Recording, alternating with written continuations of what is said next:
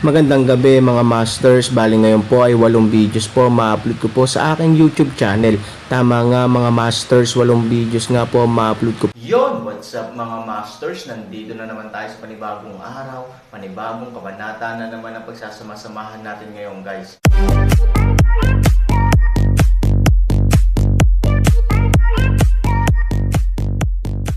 Bali mga masters, kung bago ka pa lang po sa aking YouTube channel, please click the subscribe button, lalong-lalo na po yung notification bell guys, para maging connected pa rin tayo sa isa't isa at maging updated kayo sa mga susunod ko pang video. Bali mga masters, bago natin umpisahan ng kwento ay mag-shoutout po muna tayo para sa mga solid nating tagapakinig. Shoutout kay Jamie Melikdem at shoutout kay Romel Damus. Yun na nga mga masters, no? Bali hindi na ito patagalin. In 3, 2, 1, let's go!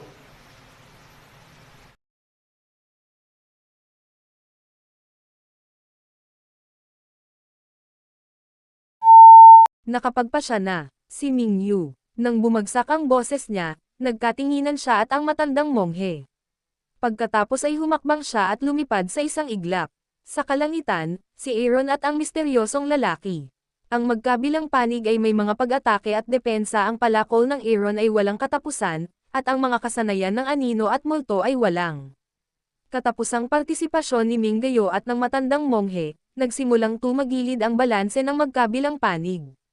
Kung wala ang palakol ni Pango at Mingyu, natural na hindi sila pinapansin ni Aaron, ngunit sa proseso ng pakikipaglaban sa kakaibang lalaking ito na nakaitim, sila.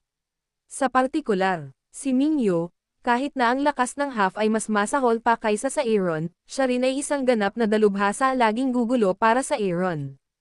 Parang kapag gumawa ka ng isang bagay sa iyong buong katawan, may isang langaw na lumulutang sa iyong harapan. Mukhang napakairitado mo. Gusto kong gumawa ka pa. Malamig at galit na sigaw ni Aaron, at pinutol niya ang isang palakol sa kanyang kamay. Biglang sumulpat ang lalaking nakaitim sa harap ng Aaron. Sinampal niya ito at nakangiting sinabing, "There will always be irritability." Ganito dapat ang mahina. Ang pangupalakol ay parang pamutol ng panggatong sa iyong kamay. Paanong hindi ka mapakali? Nang bumagsak ang boses niya, direktang ipinalakpak niya ang kamay sa katawan ni Aaron. Halos kasabay nito, ang Jade Sword ng Aaron ay handa na ng maaga. Habang binabawi ang hiyubog ng kanyang katawan, sumasagwan din ang espada sa braso ng misteryosong lalaking nakaitim. Ang dalawang panig ay nahulog sa lupa na may mga galos sa isa't isa. Napakalakas, 1-3, masasaktan mo ako. Sinulyapan ng misteryosong lalaki ang sugat na sugat sa kaliwang braso, at hindi napigil ang pumalakpak at tumawa. Ngunit paano ang tungkol sa 11? Sa sandaling bumagsak ang mga salita, 8 malalaking lalaki ang biglang tumalon mula sa kakahuyan. Ang 8 taong ito ay nakabalot pa rin ng itim na damit at ang kanilang mga ulo. Hindi nila malinaw na nakikita ang kanilang hitsura o ano paman, ngunit ang kanilang paglilinang ay hindi naman mahina. Aaron nang basta-basta isang ngiti, hawakan lamang ang palakol ng kamay ng mas mahigpit, ngumiti ng isang paraan, na pumutol ng higit pang 8 palakol.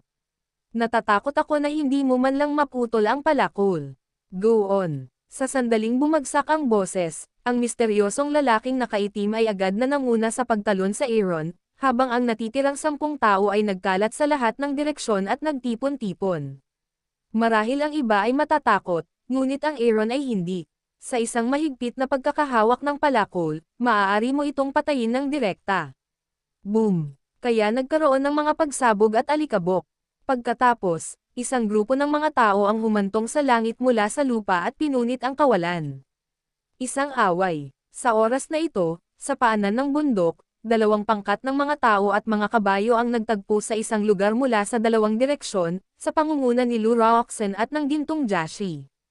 Sa oras na ito, ang Gintong Jashi ay nakaupo sa bundok, nakatingin sa langit, hindi mula sa kakaibang paraan.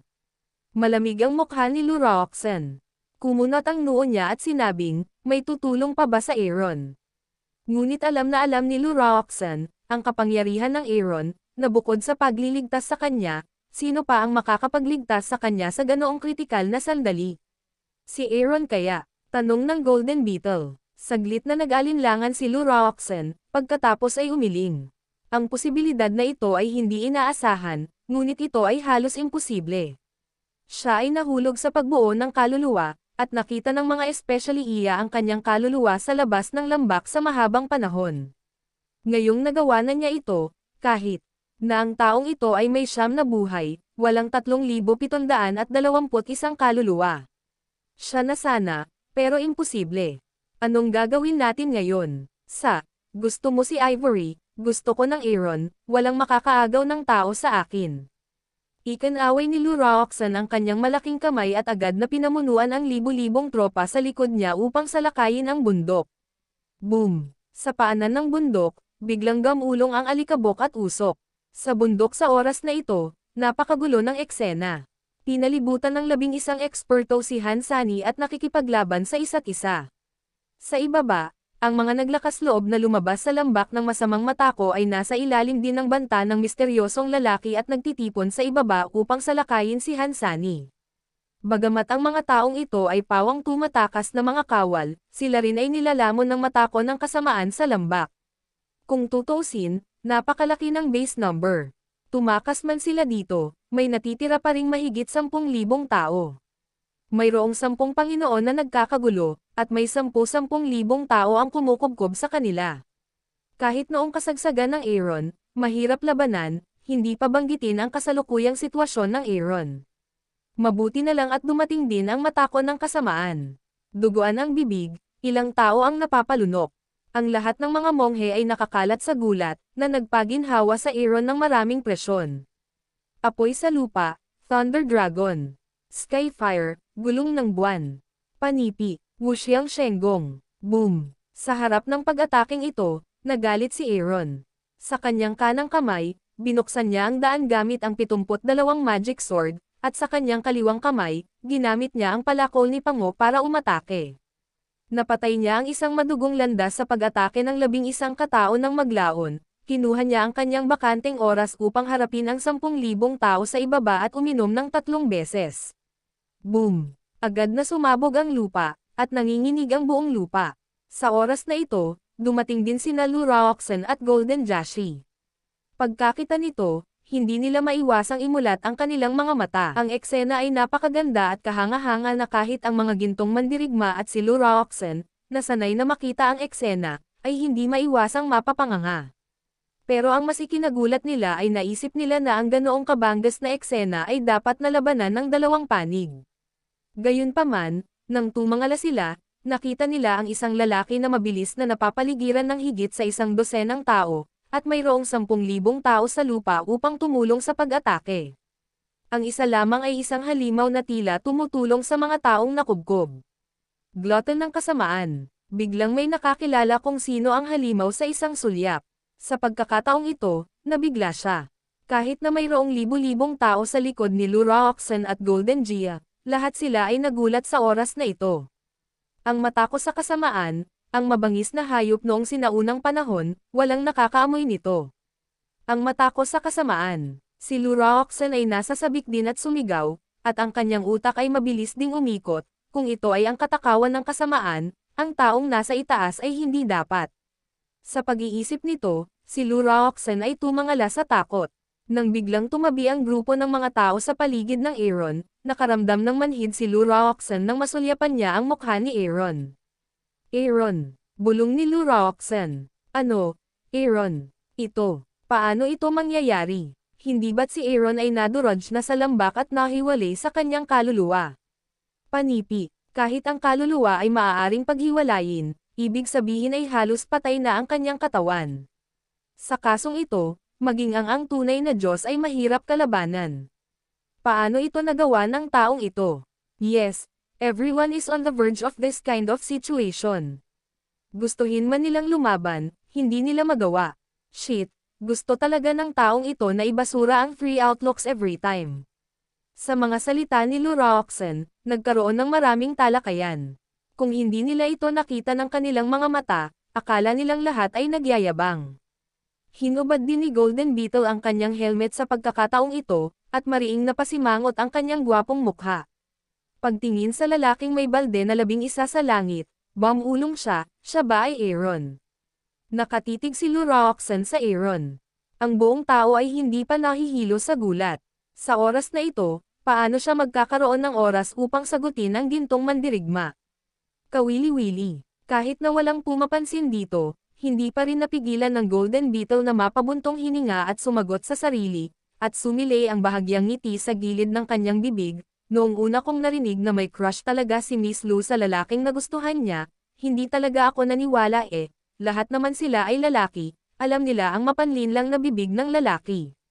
Gayunpaman, sa nakita ko mismo, may konting pagkagusto ako sa batang ito, kung maaari mong basagin ang hukbo tulad ng isang lobo sa libu-libong mga tao, hindi bababa sa iyong tapang ay kapuri-puri.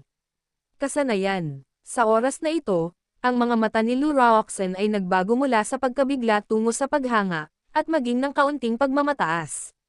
Tulad ng Aaron na kanyang tao sa oras na ito, nakangiting sinabi niya, ano ang 10,000 tao? Kapag dumating ka sa Central Plains at nakakita ng higit pa, hindi mo sasabihin iyon. Panipi, kung makukuha ko ang Miss Lu's papuri, alam kong ang taong ito ay dapat na pambihira.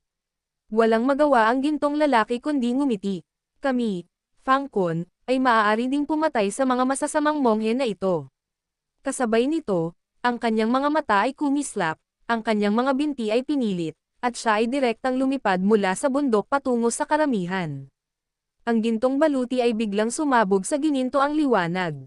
Nang marating niya ang langit, ang mga kamay niya ay nakakross sa kanyang dibdib.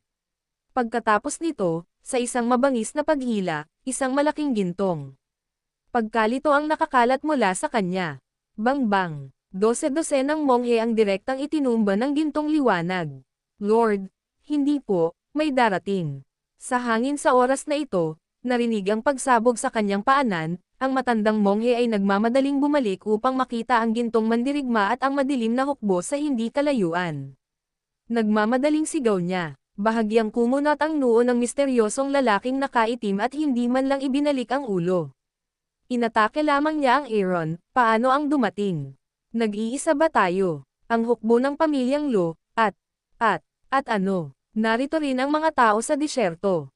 Ano? Nang marinig ito, binawi ng misteryosong lalaking nakaitim ang Aaron, ibinigay sa iba at lumingon. Golden Armor, Desert City. Shit, paano sila napunta dito? Galit na sabi ng misteryosong lalaking nakablak. Hindi ko alam, pero parang napaka-elite ng pamilyang Lu. Lord, hindi naman sila maliit. Nang marinig ito ng misteryosong lalaking nakaitim ay lalo siyang nagalit. Sinulyapan niya ang hukbo ng pamilya Lu at ang hukbo ng gininto ang baluti, at pagkatapos ay sinabi sa malamig na boses, handa nang umatras. Oo, Lao Hishang daw. Sa sandaling bumagsak ang boses, ang misteryosong lalaking nakaitim ay biglang bumilis at sumugod sa Aaron. Sa oras na ito, ang Aaron ay nasalikop ng iba at humarap gamit ang isang palakol at isang espada. Han Sanchen, iyon lang para sa araw na ito. Tandaan mo ito para sa akin. Hindi pa tapos ang paghihiganti mo sa akin. Naghihintay ako sa iyo sa lungsod ng nasusunog na mga buto. Maaaring hindi ka pumunta, ngunit makalipas ang 7 araw, ang iyong kaibigan, hahayaan ko siyang maging grotto ng 10,000 tao, at kahit sino ay maaaring pumasok at lumabas sa kalooban. Voice A Fall, ang kamay ng taong ito ay agad na itim na gas, atras ba ng ilang hakbang ang Aaron, masikip at malamig na inumin. Gustong ituloy ng Aaron, ngunit sa oras na ito, may mga kakaibang bagay na lumitaw. Yun na nga mga masters, no? Bali panibagong kabanata na naman yung natapos natin ngayong gabi. Muli, maraming salamat po.